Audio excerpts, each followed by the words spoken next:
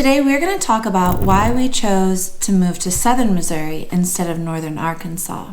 Let's get into it. Moving to southern Missouri is the best thing I've ever done for my family. And no, we don't hate Arkansas. We actually love Arkansas. But in terms of our forever home and where we wanted to raise our children and where we felt we would be the most free, Missouri won over Arkansas hands down. So the first point I want to make is about freedom. Overall, we found when we were researching our move that southern Missouri had less government regulation and in general was more free of a state than Arkansas, which really surprised us. We actually thought that it was going to be Arkansas, and I'll explain why it wasn't. So as I've mentioned in past videos, we moved during the COVID era, and I was really sensitive and really had like an eagle eye looking for low government restrictions, particularly obviously surrounding COVID, but also just in general, because I became hypersensitive to like zealous government overreach.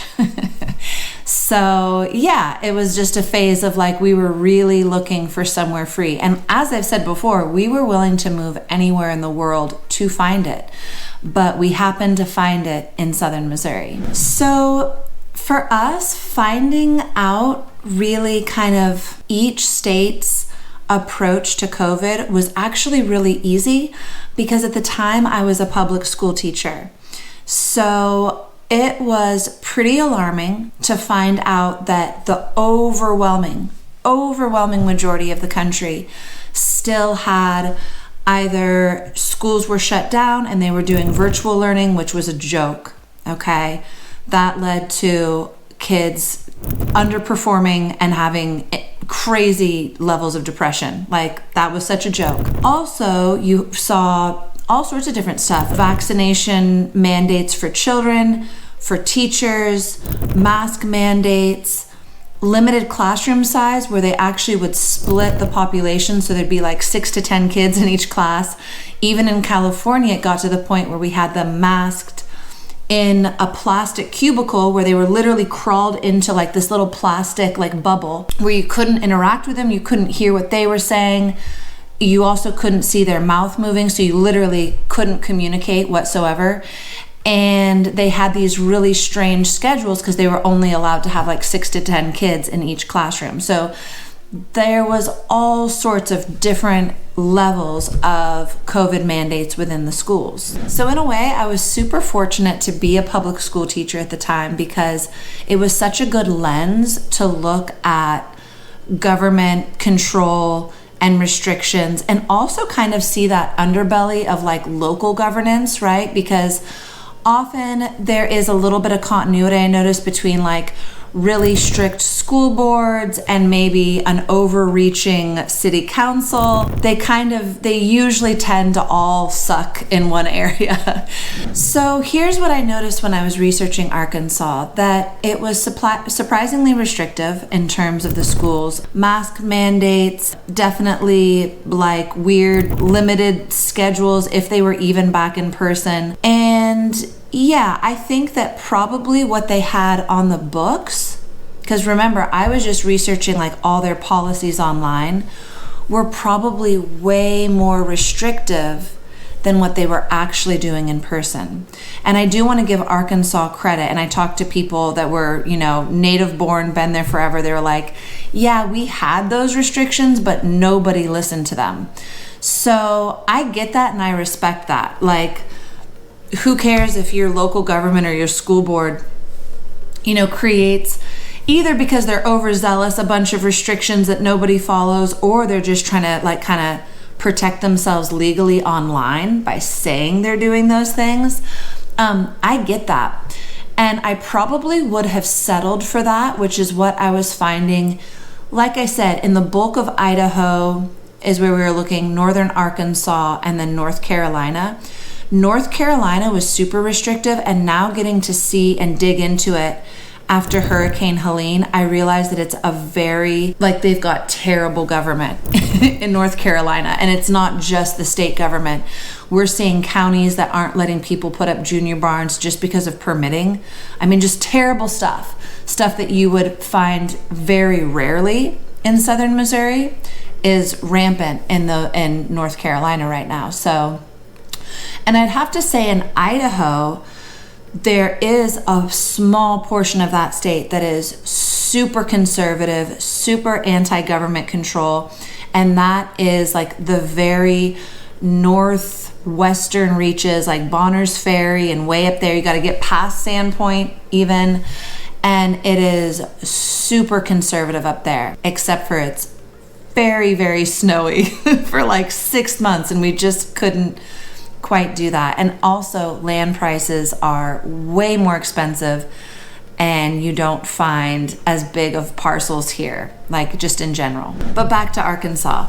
So that was something that just kind of guided our move. What really started to kind of blow me away is like, you know, just even finding the little bit of like freedom that I was finding in northern Arkansas, right? Northern Idaho, western North Carolina. It did not even come close to the freedom that I found in Missouri. And what was so amazing is southern Missouri was the only place, and we looked at many, many, many other states too, where on, like, if the schools even had like a functioning web page, it was on there for multiple school districts that school was in person, you know, that masks were voluntary. I mean, I couldn't believe that I was actually finding that on like websites. And when I did an interview for a small school district out in Shannon County, I was blown away because the principal of the middle school was just like, yeah, we are not forcing kids to wear masks. We've been in person pretty much the whole time. I think they'd like gone virtual for like a week or something, you know what I mean? And wow, I was just so impressed at what a different, you know, approach they had. And in general, when we got to Missouri, it felt like COVID was not happening. Like compared to the control that we came from, it really truly felt like normal here. And I know that there was pockets of not normal. I know that, like, you know, we still like health food stores, and mostly the health food stores were filled with zombies. Like, I don't understand how like liberal health food nut people are like pro-vaccine and pro-government control. Like, I don't understand. But it's real, and that's where you see a lot of people super fearful wearing masks in Springfield. So we saw that it was here, but in general, in our life here, like we've lived at 2 properties in Douglas County, actually at opposite sides of Douglas County. And yeah, for the rural areas and for the overwhelming majority of southern Missouri, like did not participate with COVID. So that was our first filter that won out over Arkansas for sure. Our second filter was just the amount of farmland and like the dynamic and topography of southern Missouri versus northern Arkansas. So we want eventually to have cattle, just a small, very small, like barely even really commercial, you know what I mean? And maybe we could grow it, but it's something that we definitely want. And we want enough grass that we can have horses and cattle. And yeah, I mean, gentlemen farmers for sure. And we totally recognize that. Like, we are not, at this point, we are not like gunning for any like serious commercial endeavor, but the grass is just so much better in southern Missouri versus northern Arkansas. Now, I do see, because I do look at a lot of Arkansas real estate, that there are places that have beautiful pasture, and it's got the like dynamic that I love, which is like a piece of nice pasture that's like surrounded by mountains, and you've got layers of mountains in view, and it's really beautiful. And I get that there's beautiful pockets in northern Arkansas that are just like that, but the amount of high quality grass that is still affordable for a family that is not wealthy Southern Missouri just blew northern Arkansas out of the water, especially in terms of affordability. I mean, you can buy, acreage that's super steep, super wooded, like not really usable, not in terms of anything that we're interested in other than, hunting for sure. That's awesome. But, we really want more of a farmstead. And so Southern Missouri just definitely beat northern Arkansas in terms of quality of grass, affordability, usability of land in general. You can find unusable, rough land here too, but northern Arkansas has a lot more of just that rough wooded terrain. Very, very rocky. I mean, we're rocky here, but northern Arkansas kind of takes it to the next level. And so for us, with all of those, kind of buy boxes, it was Southern Missouri all the way. And then this is another kind of tangent off this. So this would be, point number 3 that Arkansas did not win us over, which is, and I feel so bad saying this because I know there's so many amazing people in Arkansas, but some of the places that have become kind of like hubs, Mountain Home is obviously a growing area. We love the restaurants down there. Those are incredible. There's some great restaurants, but in terms of like the culture of what it felt like that town is, and quite a few other towns, like what I'm about to say is kind of growing in Arkansas, which it feels like it's been kind of like, I don't even know how to say this.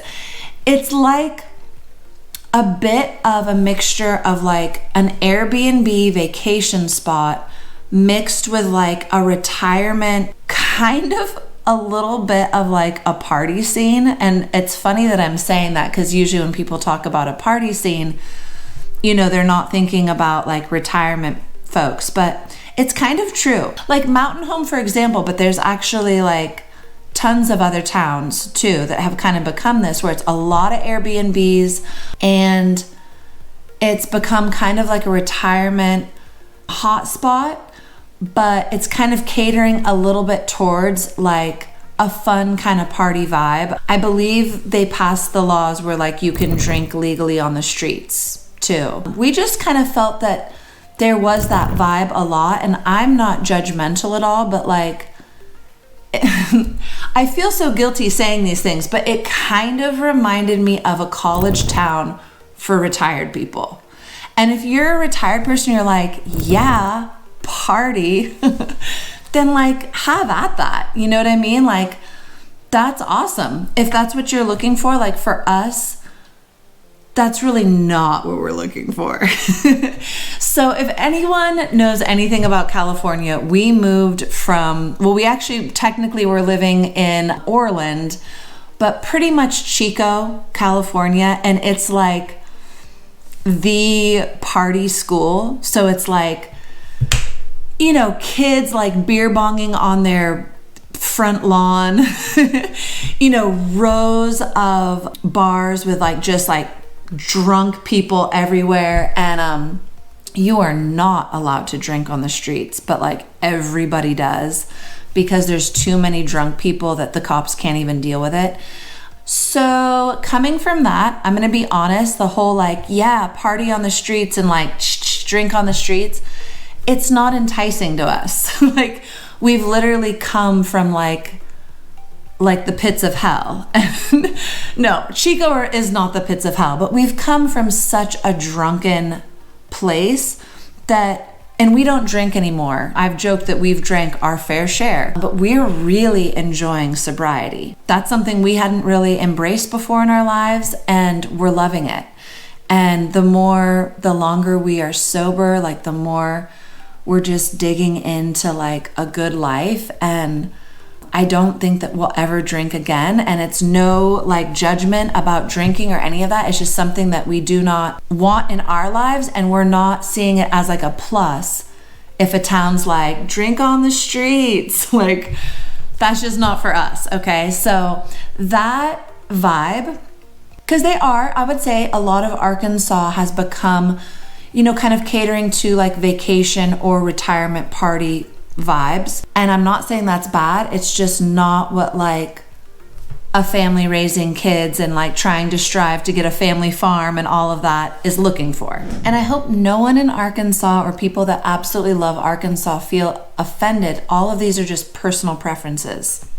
No offense. So to talk kind of conversely of the vibe that's in southern Missouri that's very different than what we were finding in northern Arkansas. And it's not like we were seeing like drunk, just debauchery everywhere, but there's definitely a drinking culture more that we saw when we visited our different places in Arkansas. There is really not that here. So that's something to know for some people. Like if you're really looking for kind of like you're in a phase of your life where it's about social drinking or something like that, like boy, southern Missouri might really not be the place for you. Now, I know that there is that scene somewhere, like there's little pockets of it, but you like don't see bars anywhere. They must be like hidden and like hole in the wall, like just there's like must be like hidden hole in the wall bars somewhere. I don't know, but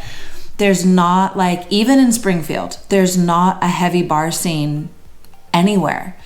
We love that. I even feel like it's to the point where I rarely see people drinking in restaurants where, oh my gosh, you know, we've worked in the restaurant industry for many years, and it's just such a big deal in California. Drinking is very popular. In fact, I would say that like entire towns and cities revolve around it.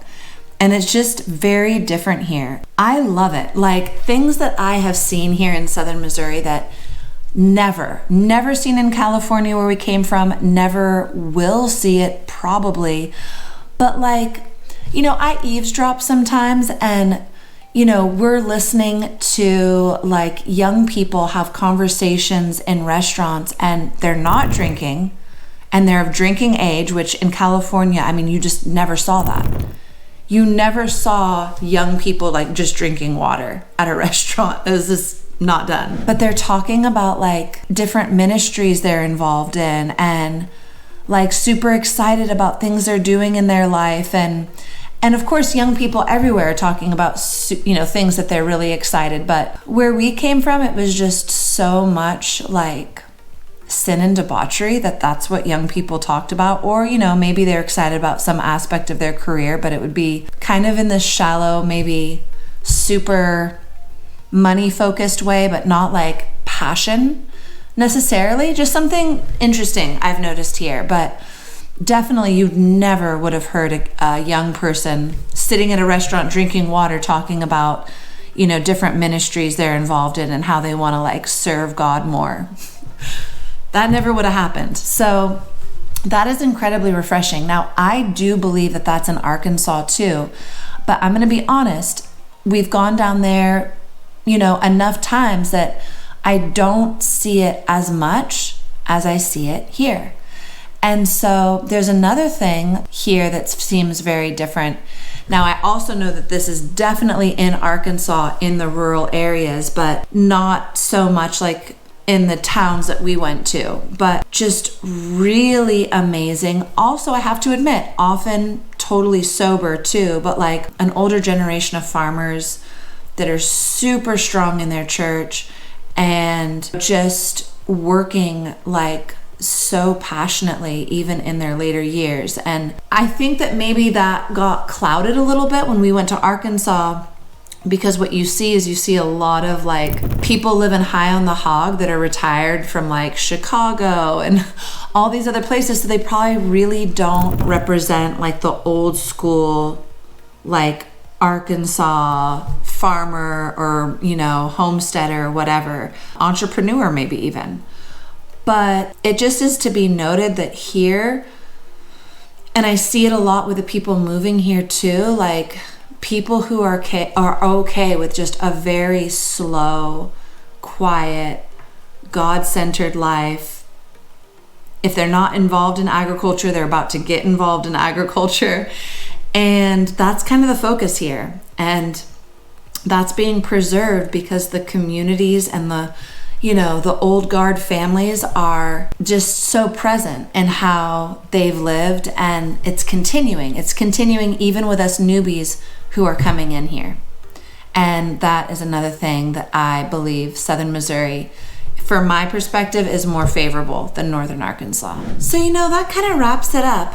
I would say those points are pretty significant to me and were enough to make that decision. But Southern Missouri won because of the least government restrictions, especially during the restrictive time of COVID, for having just the best farmland ever. Like, the only thing that's ever even come close in my mind is seeing pictures of New Zealand.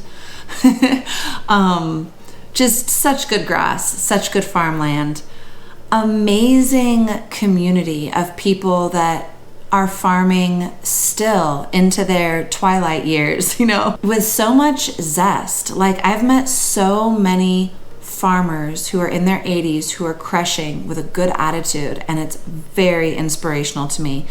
I love that young people are sitting sober at dinner here. They're not excited because they can go drink on the streets, but they're just like quoting Bible verses to each other and talking about like how to better serve the Lord. I love that. That is very Southern Missouri. Land prices are affordable here, right?